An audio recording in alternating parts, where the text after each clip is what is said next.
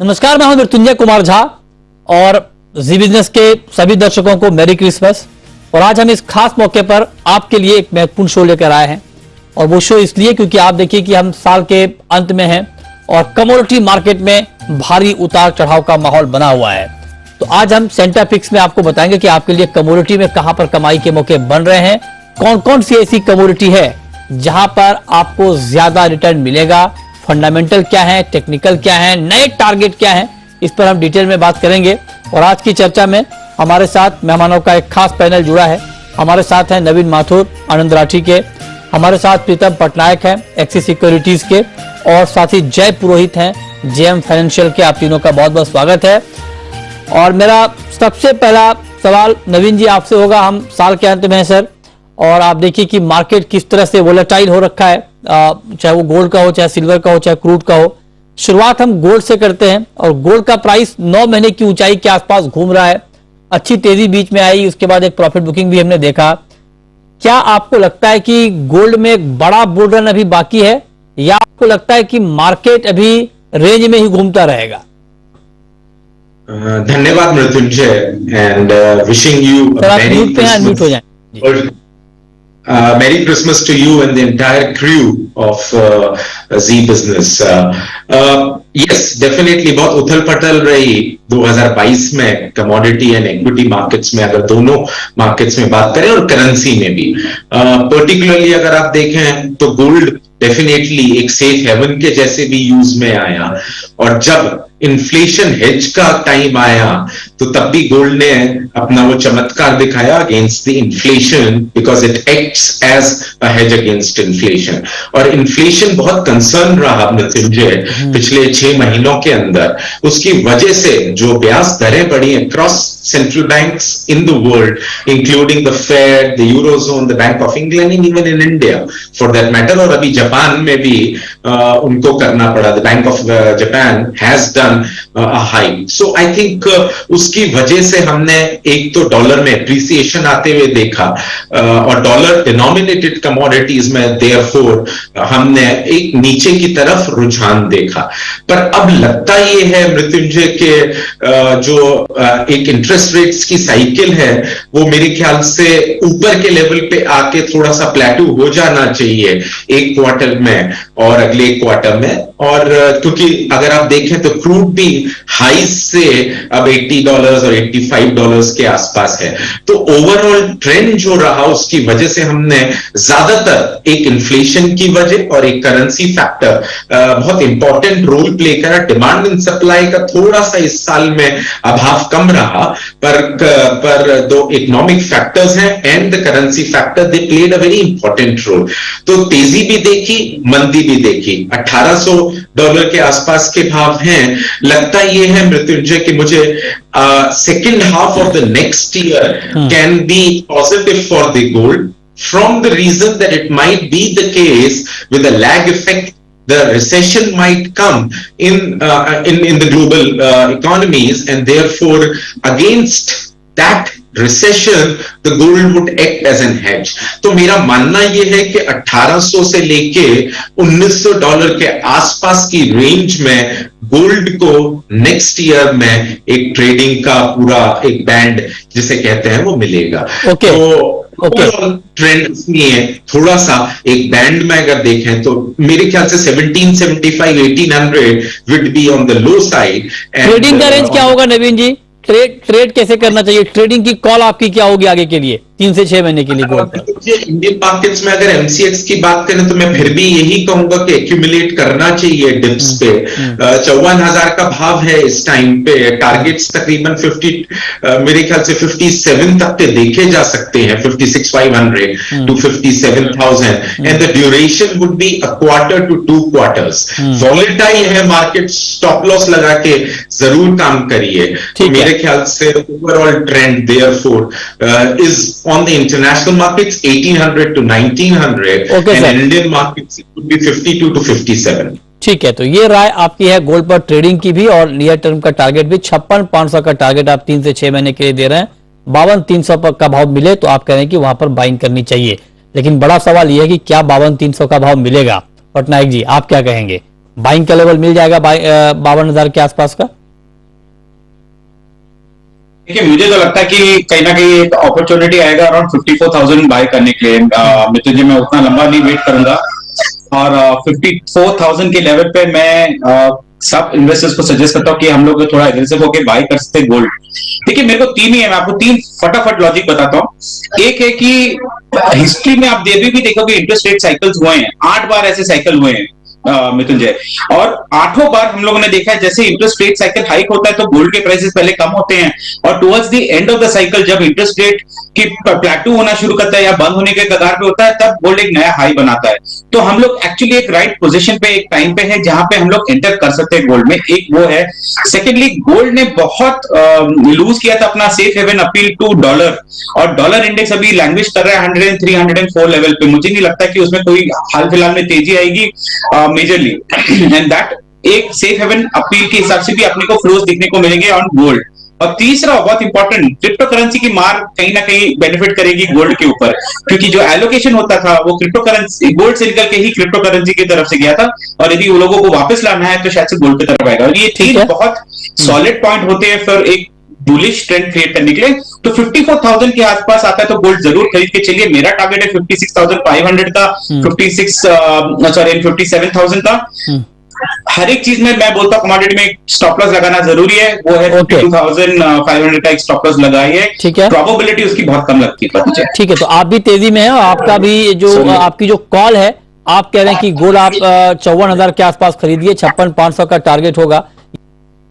नवीन जी भी कह रहे हैं गोल्ड में बाइंग का मौका है, और बहुत सारे एक्सपर्ट कह रहे हैं कि अब गोल्ड का जो बुरा दौर है वो खत्म हो चुका है। अब गोल्ड के सेंटीमेंट यहां से मजबूत दिख रहे हैं, क्योंकि जो दुनिया भर के हालात हैं ये आप कहा जा रहा है कि थोड़े बहुत बदलते हुए दिख रहे हैं, लिहाजा ये गोल्ड के लिए पॉजिटिव होगा। डॉलर का गिरना या यूएस में दरों का कम बढ़ना, ये सारे फैक्टर गोल्ड के लिए पॉजिटिव दिख रहे हैं। लेकिन कुछ नेगेटिव फैक्टर भी हैं। नेगेटिव फैक्टर ये हैं कि जो बड़े फंड्स हैं वो बीच बीच में सेलिंग में आ जाते हैं, और दूसरी बड़ी बात ये कि अगर जो एक महंगाई के खिलाफ गोल्ड की डिमांड होती है, जिसे हेज अगेंस्ट इन्फ्लेशन कहते हैं, अगर महंगाई कम होती है तो क्या उसका खामियाजा गोल्ड को भुगतना पड़ेगा?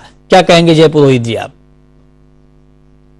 नमस्कार नितिन, दर्शकों को और मैरी क्रिसमस। गोल्ड ओवरऑल जैसा कि नवीन जी ने बताया कि जो व्यू है वो पॉजिटिव साइड में ही है, मैं उनके साथ जाना चाहूंगा।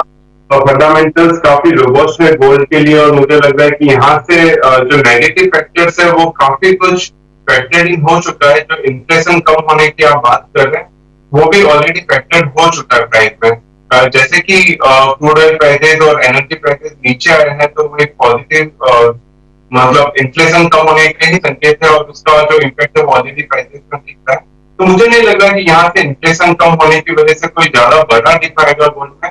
अगर थोड़ा डिप आता भी है 53,500 के अराउंड आता है तो वो एक अच्छा लेवल रहेगा बाइंग करने के लिए, और अपसाइड में मुझे लग रहा है कि 56,500 से 57,000 तक के लिए सपोर्ट देगा। ओके, तो ये रहा, मतलब तीनों एक्सपर्ट कह रहे हैं कि अगर आप गोल्ड में ट्रेड लेना चाहते हैं तो आपके लिए ये बाइंग का मौका हो सकता है।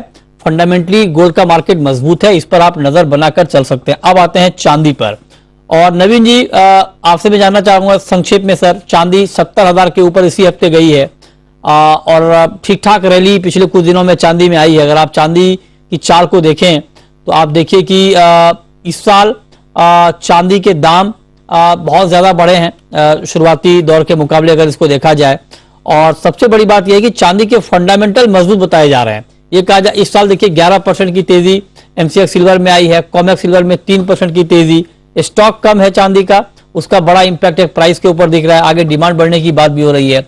सिल्वर पर आपका आउटलुक क्या है और ट्रेडिंग का व्यू क्या है चांदी के ऊपर? मृत्युंजय, अगर आप देखें तो 71 मिलियन आउंसेस जो सिल्वर इंस्टीट्यूट ने आंकड़ा निकाला है, डेफिसिट दिख रहा है इस साल, एस्टिमेटेड डेफिसिट फॉर 2022। अगर वो डेफिसिट बरकरार रहता है तो डेफिनेटली, और ये फाइनल 22 का जब एस्टिमेट फाइनल होता है और अगर डेफिसिट का नंबर यही है या इससे बढ़कर आता है तो मेरे ख्याल से एक तेजी या जंप देखा जा सकता है चांदी के भावों में।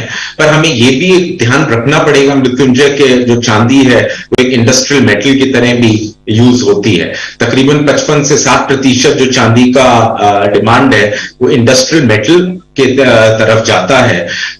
ओवरऑल डॉलर और मेरे ख्याल से डॉलर पर्टिकुलरली द डेफिसिट और the surplus numbers and at the same time how the economy progresses, whether it will be a soft landing or the hard landing of the global economy, hard landing of the global economy would determine the impact on the prices.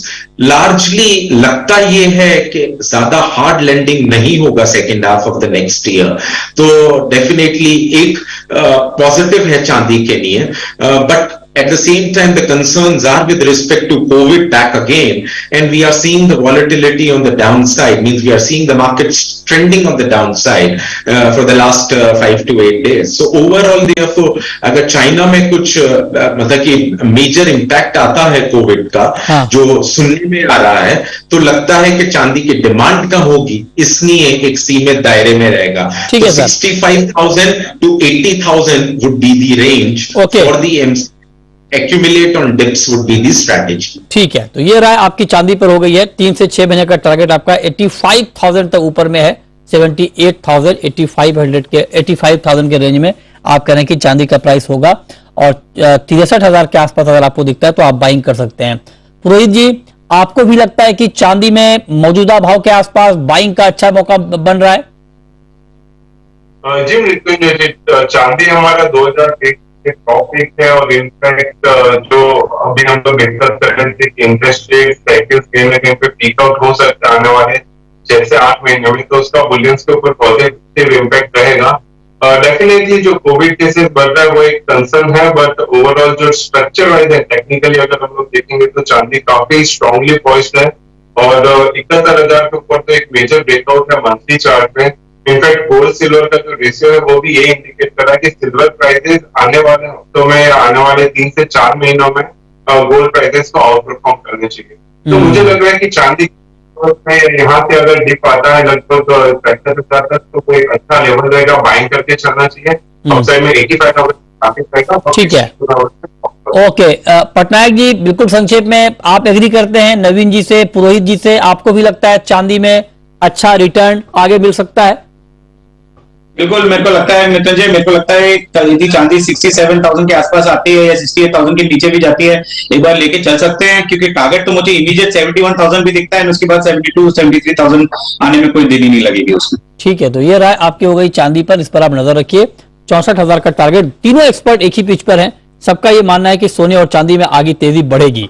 अब जरा संक्षेप में नवीन जी, मैं आपसे पूछना चाहता हूं sir, crude को लेकर के। क्रूड का मार्केट आप देखिए बहुत ज्यादा वोलेटाइल रहा है इस साल, $139, कहां 80 के नीचे, इतना ज्यादा उठापटक हमने मार्केट में देखा है। अब यहां से, क्योंकि क्रूड में एक तो ये कहा जा रहा है कि रूस का एक्सपोर्ट थोड़ा कम हो सकता है, रूस पर कैप लगा है, प्राइस कैप लगा है, इंपोर्ट पर भी, एक्सपोर्ट पर भी पाबंदी लगी है। डिमांड को लेकर अभी ऊपर नीचे वाली खबरें हैं, चाइना का कंसर्न सामने है। कच्चे तेल का आउटलुक आप क्या देख रहे हैं? मृत्युंजय, अगर आप देखें तो WTI ने ईयर टू डेट, मतलब कि अभी जब पिछले साल 1 जनवरी से इस साल तक अभी तक तकरीबन 14% के पॉजिटिव रिटर्न्स दिए हैं WTI ने। ब्रेंट ने तकरीबन 12.60 पॉजिटिव, एंड MCX पे अराउंड 15.5 to 16% पॉजिटिव। लार्जली क्योंकि डॉलर एप्रिशिएट हुआ, रुपी डेप्रिशिएट हुआ, तो रुपी डेप्रिसिएशन की वजह से हमने इंडियन मार्केट्स में, पर्टिकुलरली MCX में तकरीबन 16% तक के देखे हैं। अगर आप देखें जून में WTI, the highest was $123 a barrel. $125 a barrel was Brent, and MCX touched in June 9,635.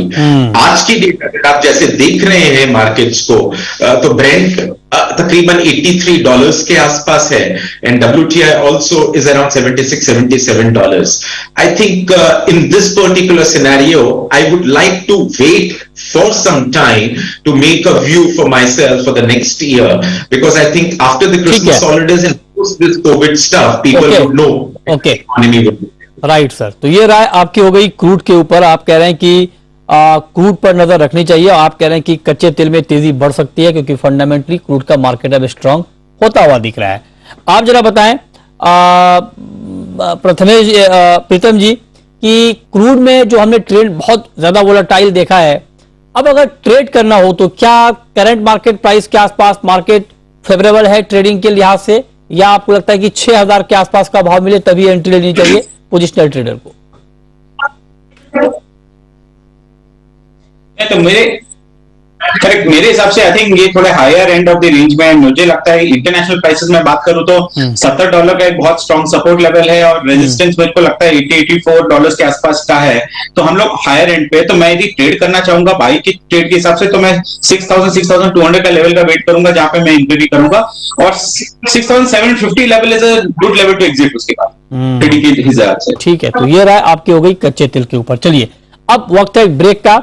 Break के बाद आपको बताएंगे कि मेटल में आपके लिए कहां पर कमाई के मौके बन सकते हैं। छोटा सा ब्रेक, तुरंत लौटते हैं।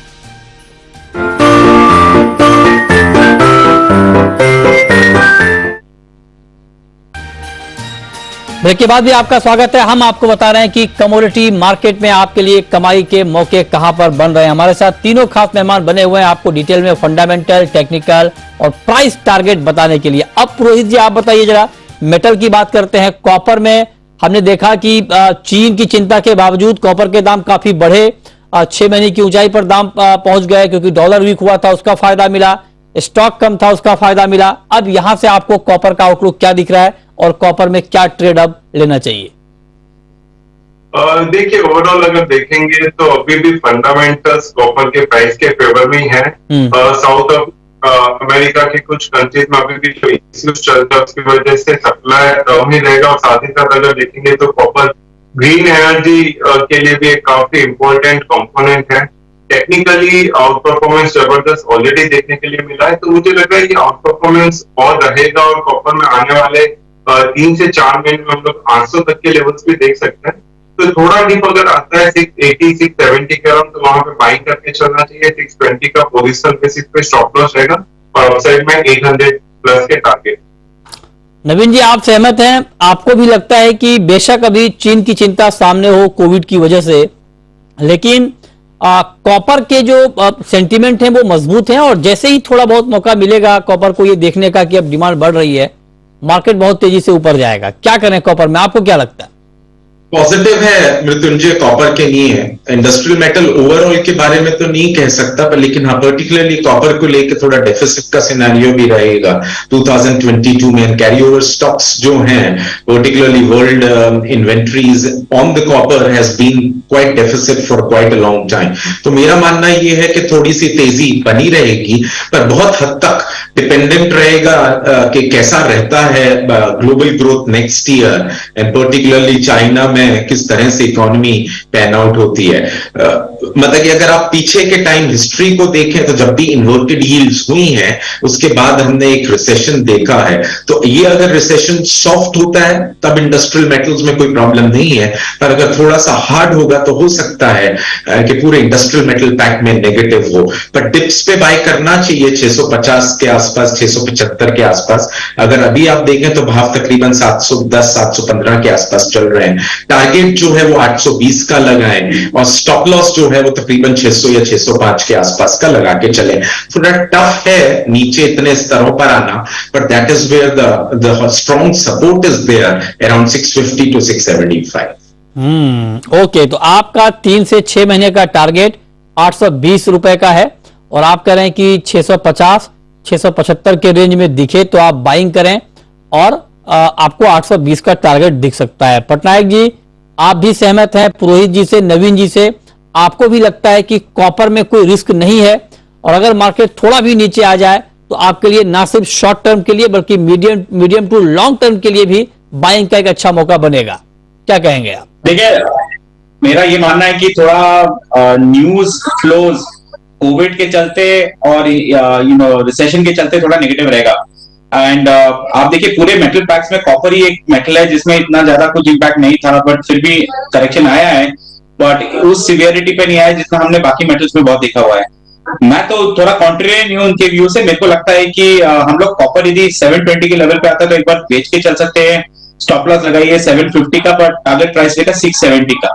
ये मैंने इस पीरियड में बोला। और एक बार 650 और 670 के लेवल पे आता है तो वहां से वापस अगेन हम लोग लॉन्ग करके चल सकते हैं।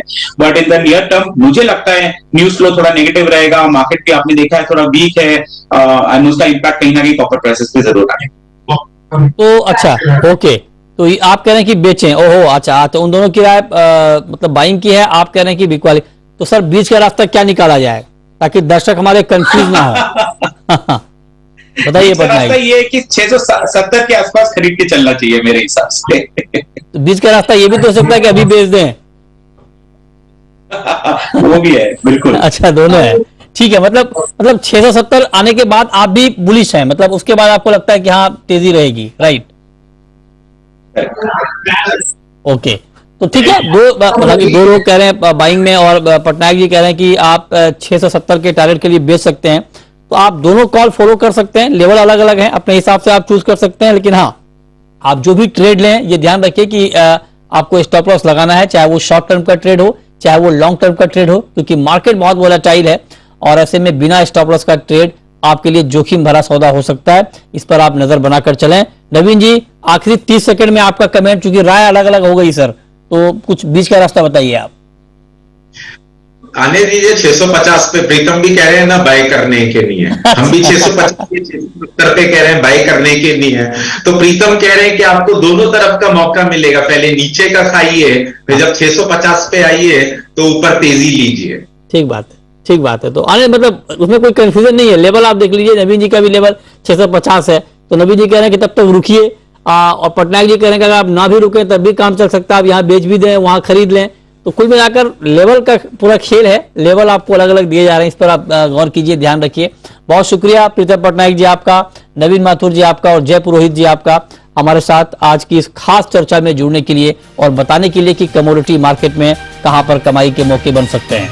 छोटा सा ब्रेक होगा और ब्रेक के बाद भी खबरें लगातार जारी हैं। नमस्कार।